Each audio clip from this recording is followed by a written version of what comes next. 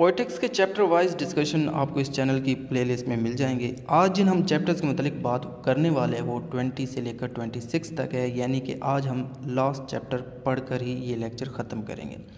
तो चैप्टर 20 और 21 में, जिसका टाइटल है वेरियस पार्ट्स ऑफ डिक्शन, इन चैप्टर्स में Aristotle grammatical elements of language के मतलब बात कर रहा है। जब ग्रामेटिकल एलिमेंट्स ऑफ लैंग्वेज की बात हो रही हो तो एरिस्टोटल लेटर्स की भी बात करता है, सेलेबल्स की बात करता है, नाउन, सेंटेंस, फ्रेज, मेटाफोर के मतलब बात करता है इन चैप्टर्स में, और पार्ट्स ऑफ स्पीच के मतलब भी बताता है। चैप्टर 22 में, जिसका टाइटल है डिक्शन एंड स्टाइल, इस चैप्टर में एरिस्टोटल का कहना है कि पोइट का स्टाइल यानी लिखने का अंदाज डेकोरेटिव नहीं होना चाहिए, यानी बनावटी स्टाइल ऑफ राइटिंग नहीं होना चाहिए, उसमें दिखावा नहीं होना चाहिए। इसमें एरिस्टोटल ये बात क्लियर करता है कि पोइट जो भी लिखे वो वर्क ना तो मीन यानी लो क्लास का हो, मतलब घटिया वर्क तो बिल्कुल नहीं लिखे पोइट, और ना ही हद से ज़्यादा सुपीरियर हो कि किसी की समझने के काबिल ही ना हो।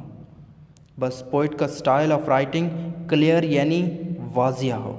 चैप्टर 23, जिसका टाइटल है एपिक एंड पोइट्री, इस चैप्टर में, जैसे कि नाम से ज़ाहिर है, एरिस्टोटल एपिक पोइट्री पर बात करते हुए कहता है कि एपिक में जो स्टोरी होती है ना, वो एक जंग से, वो एक वॉर से रिलेटेड इंसिडेंट को डिस्क्राइब करती है, बयान करती है, और ये सब इंसिडेंट्स पोएटिक लैंग्वेज में होने चाहिए और होते हैं। अब ये बात करने के बाद एरिस्टोटल कहता है कि जिस तरह ट्रेजेडी का प्लॉट होता है उस तरह एपिक पोइट्री का प्लॉट भी होना चाहिए। जिस तरह ट्रेजेडी के ड्रामेटिक प्रिंसिपल्स हैं उस तरह एपिक के भी ड्रामेटिक प्रिंसिपल्स होने चाहिए। ट्रेजेडी ही की तरह एपिक की भी बिगनिंग, मिडल और एंडिंग होनी चाहिए जैसे ट्रेजेडी में होती है। एरिस्टोटल का ये भी मानना है कि होमर एपिक पोइट्री में सुपीरियर है। क्यों सुपीरियर है? क्योंकि वो एक ही सब्जेक्ट लेकर चलता है अपनी एपिक्स में। जैसे फिर एरिस्टोटल एग्जाम्पल देता है, जैसे ट्रोजन वॉर में वो एक सब्जेक्ट लेकर चला था और अपनी एक एपिक बना डाली। चैप्टर 24 में, जिसका टाइटल एपिक एंड ट्रेजेडी है, इस चैप्टर में चैप्टर 23 की डिस्कशन एरिस्टोटल लेकर चलता है। अब इसमें एरिस्टोटल का कहना है कि ट्रेजेडी एंड एपिक के जो हीरोज़ हैं वो हायर क्लास से तल्लुक़ रखते हैं, उनसे रिलेटेड होते हैं, यानी आला ख़ानदान से होते हैं। ट्रेजेडी और एपिक के सब्जेक्ट्स भी कोई आम सब्जेक्ट्स नहीं होते कि कहीं से कोई सब्जेक्ट ढूंढ कर ट्रेजेडी बना दी या एपिक बना दी, नहीं, बल्कि उनके सब्जेक्ट्स हायर सब्जेक्ट्स होते हैं, हायर क्लास के सब्जेक्ट्स होते हैं, आला ख़ानदान से रिलेटेड सब्जेक्ट्स होते हैं। ट्रेजेडी और एपिक में एक और फ़र्क होता है जो मैं आपको बता दूं कि ट्रेजेडी हो सकती है सब्जेक्ट के हिसाब से वल्गर हो, मगर जो एपिक है ना वो सब्जेक्ट के हिसाब से वल्गर नहीं होगी। एपिक नैरेटिव है तो ट्रेजेडी ड्रामेटिक है। एपिक में ऑल एलिमेंट्स ऑफ ट्रेजेडी होते हैं, लेकिन याद रखिएगा कि एपिक में सॉन्ग और स्पेक्टिकल नहीं होते, और ट्रेजेडी में सब के सब यानी 6 एलिमेंट्स होते हैं।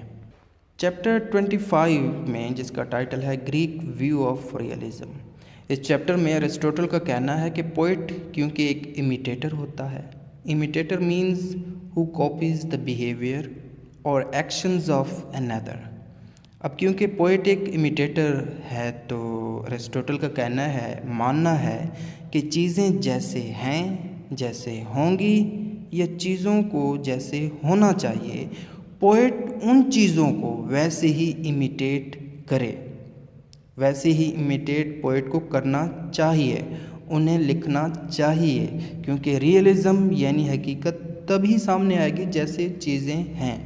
खैर, इसके बाद एरिस्टोटल ये भी कहता है कि रियलिज़म, रियलिटी, ये भी पोइट्री का हिस्सा होना चाहिए। पोइट ये चीज़ें तभी सामने लेकर आएंगे जब उन रियलिज़म को पोइट इमिटेट करेंगे, यानी उनकी नकल उतारनी शुरू करेंगे। अब नकल कैसे, इमिटेट कैसे, कि जो चीज़ सामने नज़र आ रही है पोइट वो लिखेंगे। जैसे कि जो सोसाइटी में जुल्म हो रहा है तो आप उस जुल्म को लिख देते हैं तो ये रियलिटी में आ जाएगा, क्योंकि आप अपनी सोसाइटी की हकीकत को लिख रहे हो। चैप्टर 26 यानी पोएटिक्स का लास्ट चैप्टर, जिसका टाइटल है द चार्ज अगेंस्ट ट्रेजेडी। इस चैप्टर में अरिस्टोटल अपने दौर के उन क्रिटिक्स के मुतलिक बात करता है जिन्होंने ट्रेजेडी को वल्गर समझा था और एपिक को क्या समझा था, एपिक को सुपीरियर समझा था। लेकिन अरिस्टोटल कहता है कि ट्रेजेडी सुपीरियर है। अब आपका और हमारा क्वेश्चन होना चाहिए क्यों सुपीरियर है। तो अरिस्टोटल इसका आंसर करता है, कहता है कि ट्रेजेडी के जो एलिमेंट्स है ना, 6 एलिमेंट्स, वो एपिक ली हुई है। तो यहाँ पे कौन सुपीरियर है, एपिक या ट्रेजेडी? तो अगर ट्रेजेडी के एलिमेंट्स एपिक ने लिए हुए हैं तो इट मीन्स कि ट्रेजेडी सुपीरियर है एपिक से। तो इस तरीके से अरिस्टोटल वाज़िया करता है, क्लियर करता है। तो यहाँ तक उम्मीद है चैप्टर 1 से लेकर 26 तक आपको सब क्लियर हो गया होगा। उम्मीद करता हूँ कि आपको ये लेक्चर्स पसंद आए हैं तो लाइक कीजिएगा, सब्सक्राइब कीजिएगा और अपना फीडबैक कमेंट में लाजमी दीजिएगा। Thank you for watching this.